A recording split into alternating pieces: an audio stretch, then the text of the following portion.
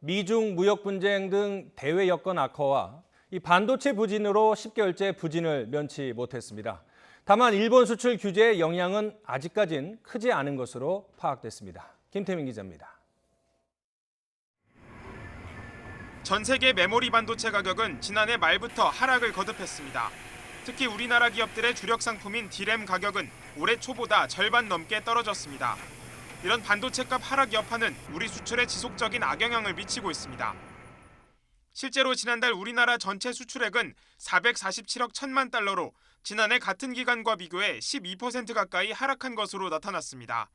이로써 우리나라 수출은 10개월 연속 감소세를 보였고 넉 달째 두 자릿수 마이너스를 기록했습니다. 수출 물량은 늘었지만 주요 품목의 단가가 하락하면서 수출액이 준 겁니다. 반도체 석유 제품 수출 단가의 지속적인 하락이 9월 수출의 주요 부진 요인으로 판단됩니다. 미국과 중국의 무역 분쟁이 심화하는 등 불확실한 대외 여건도 한몫했습니다. 특히 전 세계 주요 국가의 경기 침체가 이어지면서 수출 여건 회복이 쉽지 않을 거라는 어두운 전망도 나옵니다.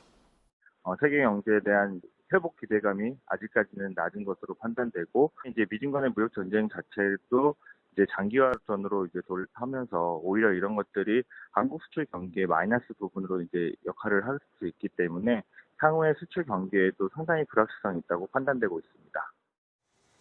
반면 자동차와 선박 수출은 지난해 같은 기간에 비해 호조를 보였습니다. 특히 자동차 수출은 지난 2017년 7월 이후 처음으로 6개월 연속 성장했습니다.